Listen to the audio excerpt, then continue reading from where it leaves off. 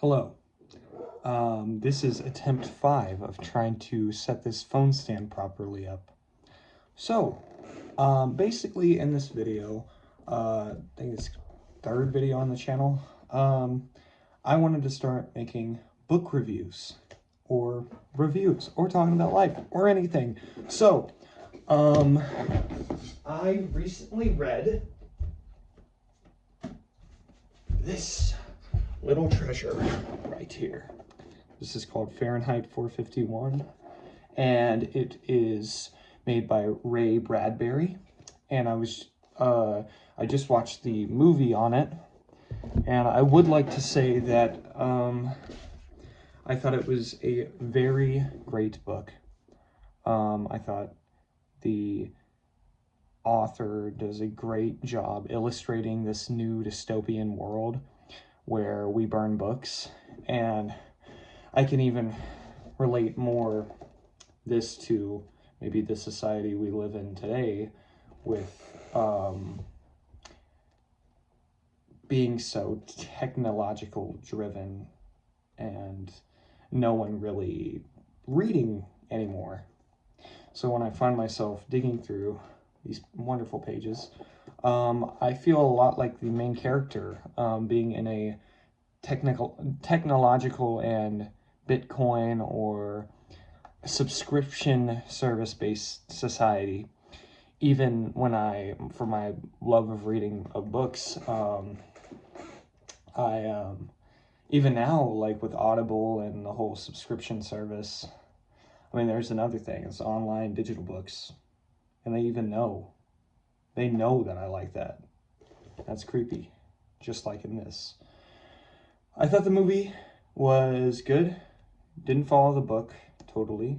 There was a lot of aspects that I liked of the book better, especially the ending. That the ending was trippy and truthful, especially in some of the lines that the characters he meets later say. This can be spoiler free, by the way, so it's not going to be. I'm not going to say exactly what happens, but especially with one of the lines that the characters that he meets later says. It's very poetic, and I will keep it with me. Yeah, but I thought it was just a really good, thing. I thought it was a really good story of how society can be futuristic now and really make you feel as if those aren't important.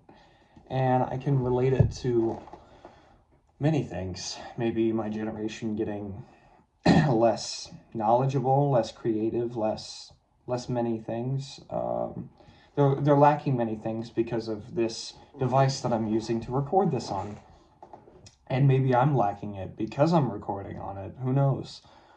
But I can just really see how and it's crazy. This guy, Ray Bradbury, made this in the 50s. It's like this guy knew it all before we did. Yeah. I thought the movie was well acted. Thought it was well done. Thought it was very futuristic. Not my image. Initially, I was thinking more along the lines of a Hunger Games looking society, but I thought that it did a damn good job, and I thought that 30% on Rotten Tomatoes was a little ridiculous, because the book doesn't always have to exactly match the movie. Now, if you're going to name it after the movie, you need to have most of the concept from the book, because what the hell are you doing? You're making a movie under the same name, but not the same story.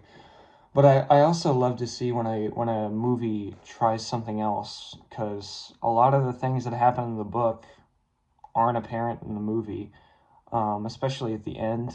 The whole different, especially at the very last scene, totally different. But I thought that I think Michael B. Jordan, yeah, I thought he did a great job playing the main character Montag. I thought he was well fitted for the role. Maybe too much of a nice guy, but I don't know.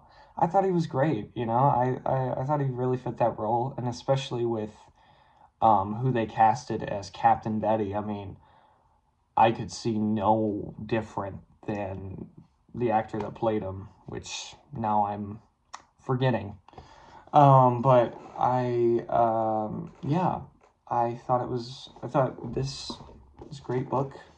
Really recommend it. I love the nature of when certain events happen. I love the real and ideal life that we're living today, being so abundant on technology, always needing it. I thought it's great for anyone to read and see, huh, am I really this person in this situation? You might be. I think whenever you find a book that you can really relate to in your society or in any event happening in your life, it's gonna mean a hell of a more than just reading some made up fable. And as you see by my books back there in the Dark Tower, I've read made up fables, but I've gotten to where I've related to a lot of the characters in there, and it's great when even if it's a made up thing or whatever, like this is made up, but it could happen.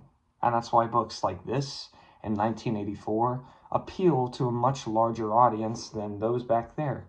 Because while it's fun to read about shape-shifting spiders that are normally humans, sometimes you need a damn book that you just relate to and can see how our society may turn into this, and how our society right now is a lot like this. So, on a ranking for box out of 10, I'd give Fahrenheit 451 a solid 8 out of 10. 8 out of 10. Good book. I recommend it. I'm trying to not spoil anything because this book clocks in at 158. Of course, I got the deluxe edition, which costs $17 at my Books A Million, which is kind of insane for it being that slim. But it's got a ton of pages of extra stuff. So read this. I would recommend this one and 1984. I mean, I've been really getting into the classics because it's just great information to hold with you. And sure, it's made up characters, but yeah, I thought that it was great. And I think it even shows more how the older generation I've kind of agreed with more and have related to more. And now that my younger generation is becoming more into shape and the older generation is slowly going away more and more, reading something like this can scare me, but who knows, Yeah, but 8 out of 10, recommend. If you want something that you could predict the future with, possibly read Fahrenheit 451. That's what I got to say. Wanted to talk about the book. Thought it was great. If you disagree with me, tell me below. Yeah. This video was kind of rushed. I got to go do rehearsal. So, yeah. Tell me what you think. Read it. I'll let you, yeah, just comments. I think those are still enabled in this day and age, right? YouTube hasn't taken comments down. Please tell me they haven't. They took the dislike button. They shouldn't have taken the comments down, but hey. See ya.